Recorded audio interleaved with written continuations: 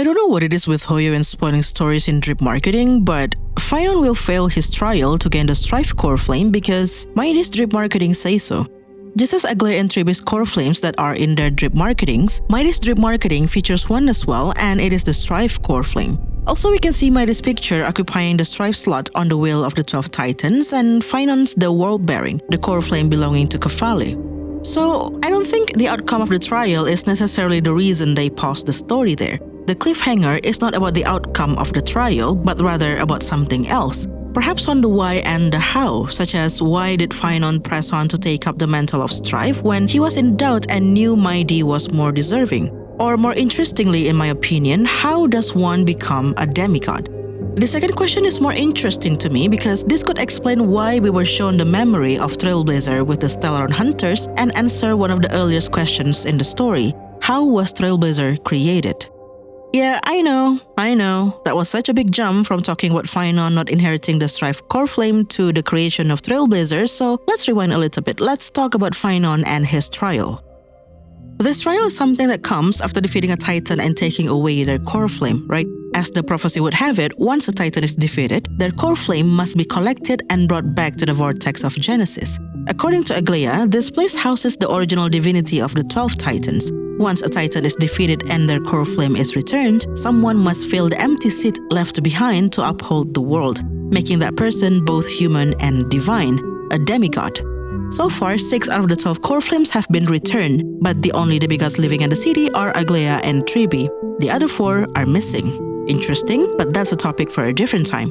The key takeaway here is, in order to become a demigod, one must obtain a Titan's core flame and return it to the vortex of Genesis. Or rather, by returning a core flame, one will become the new host for the defeated Titan's core flame, a vessel for divinity.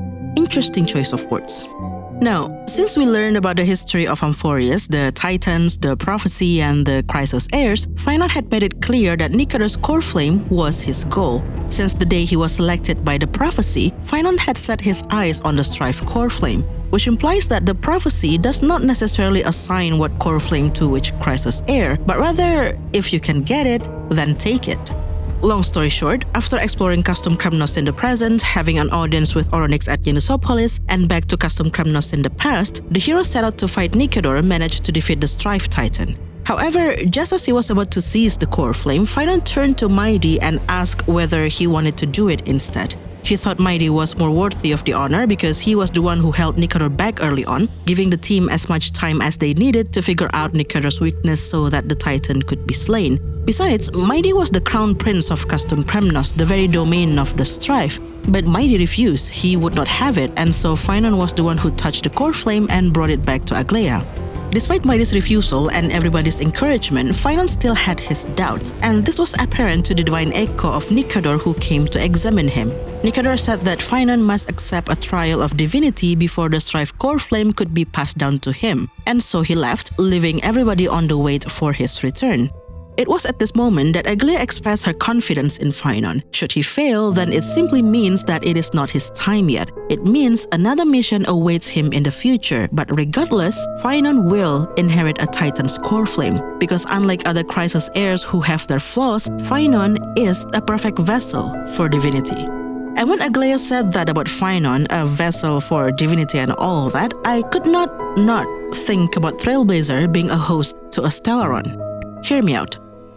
Earlier in the story, before Trailblazer and Danheng accepted Finon's invitation to join the Chrysos heirs and help them defeat Nicator, the duo were interrogated by Aglaia. One of the questions Aglaia asked was related to the Stellaron inside Trailblazer's body. However, instead of directly calling it a Stellaron, she said Trailblazer had an unknown yet surging power inside their body. Then she asked whether Trailblazer would be willing to use it to aid the Chrysos heirs in slaying the god. Trailblazer's choice of answers vary from surprised that Aglaia could detect even that, to politely yet firmly rejecting, to agreeing while also warning Aglaia that it was a seed of destruction and that it might backfire if used without caution. Interestingly, if we choose the third option, Aglaia would translate Trailblazer's warning as an angry threat. while everybody knows that the destruction seeds refer to the Stellaron, Aglaia sees it as the Trailblazer threatening her with a literal destruction. Not destruction as in Nanook the destruction, but destruction as in the destruction of the Holy City and Amphorius as a whole. Which makes sense, right? Because Amphorius is foreign to the concept of eons, which also means Aglaia, and by extension the Crisis heirs, do not know what a Stellaron is and the danger it possesses. She only knows it as some kind of power that might be able to help the Crisis heirs in their flame chase journey, and them not having any knowledge of the Stellaron makes me wonder if they also don't know that it is not normal for someone to carry one inside their body. Trailblazer was artificially created specifically to host a Stellaron. Their body was transformed so that they are immune to Stellaron contamination. So what if this unknown power exists in Amphorius? Instead of knowing this power as the Stellaron, the Crisis heirs know this as the core flames of the Titans. Instead of being immune to the Stellaron contamination, bearing one inside their bodies will gradually erode them of their humanity. And what if Phynon being a perfect vessel for Divinity means that he is immune to the Stellaron contamination just as Trailblazer is? See, in all of the planets that the Express crew have visited, at the core of every conflict is the Stellaron. The Stellaron was what caused the eternal winter on Yorilo 6, it was what revived the Amber-Shell Arbor on the Lofu, it was what created the family's dreamscape in Penacony. Storytelling-wise, it will also be in Amphorius. And we have seen signs of this. There is a Calyx Crimson in present-day Custom Kremnos and a Cavern of Corrosion at Custom Kremnos in the past. Both are marks left behind by the Fragmentum, which is believed to be caused by the Stellaron. So there is a Stellaron in Amphorius, right? Or perhaps 12 of them. You see, when the Crisis heirs and the Express crew fought Nikador for the last time, they managed to defeat the Titan just as Nikador launched its attack on Kefale. And for a brief moment there, we could see a glowing orb thing exposed at the core of Nikador's body, which looks similar to the orb that Kefale is holding up on its back. The outer shell of the core was eventually destroyed after Nikador's failed attack on Kefale's, and it revealed a bright core inside. This reminds me of this Ascension material, the Squirming core, different in color, yes, but it has a similar structure of an outer shell and a bright core inside. This core is said to be the heart of a monster wandering the Fragmentum. And have I mentioned that the Fragmentum is related to the Stellaron? So if Kefale has one, and so did Nikador, maybe the rest of the Titans have one as well. Perhaps this is their core flames. And this is why Phynon's trial is important. You know, when they say that they must slay the gods and return their core flames to the vortex of Genesis, at first I thought it really meant just that, that they would take the defeated Titan's core flame and return it to the vortex. But from the way Aglaia talks about Phynon being a vessel for Divinity, it doesn't seem to be that simple. This sort of goes back to Herda's question in 2.7 Quest when she had that audience with Noose, a fake one as it turns out to be, and asked Droid Head this question: what is Divinity? What makes a divine celestial body divine? In the overall Starrel universe, this would refer to the eons, right? They are divine because they have ascended to eonhood and become the very definition of a concept, the purest version of it, shackled to the concept even. This is why some of them seem uncaring to humanity. Noose has uncovered all mysteries of the universe but does nothing to prevent the catastrophic ones because their purpose is to ask questions and endlessly extrapolate data. The answers and the results of the extrapolation do not interest them. But then if we zoom into Amphorius, their gods are the Titans, 12 of them. What makes these Titans divine? Each of them also has a role to play in Amphorius. One lights up the sky and makes it daytime, one establishes the passage of time, and so on. They have their own path, similarly to the eons. When a Titan is defeated, what is left of them that would define their path? It's their core flames. The Strife Titan Nikador was defeated and Phynon returned with the Strife core flame. The core flame is the Titan's divinity. It is what makes them divine. So when Aglaia says that Phynon is a vessel for Divinity, it means that he will be a new host of a core flame. And if we are to believe that these core flames are the Stellarons, that would make Phynon a vessel for a Stellaron.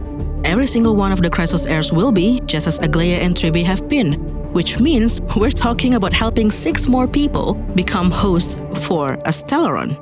So that's fun, right? What's the worst that could happen?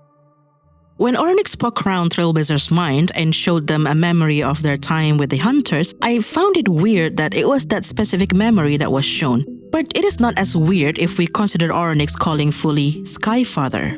Yes, I know that Aglea and Phynon both refer to Kephale as Skyfather because in this current era, Kephale is the one that carries dawn on its back, keeping light on Okema, hence Skyfather. However, in Greek mythology, the title Skyfather does not belong only to one divine being. Among the new Olympian gods, for example, it refers to Zeus, the king of the Greek gods who overthrew Kronos, his father who was the leader of the first generation of Titans and was the son of the Skyfather Uranus and Earth Mother Gaia. So, multiple generations of these gods can be referred to the same title once they take over the previous generation's role. And perhaps that is the case in Amphorius, not necessarily because Kephale took over Fully's job, but because the people of Amphorius are foreign to the concept of eons. While Kephale is known as Skyfather by the people, perhaps among the Titans, Fully is the one known as Skyfather. And if there's a Skyfather, there must be an Earth Mother. I mean, the Skyfather Uranus and Earth Mother Gaia did have 12 Titan children together. While the identity of this mother is still a mystery, what's also interesting here is the fact that Oryx dug up Trailblazer's memory of when they were still with the Hunters. Oryx said it was a precious memory, like, why? Why is it a precious memory?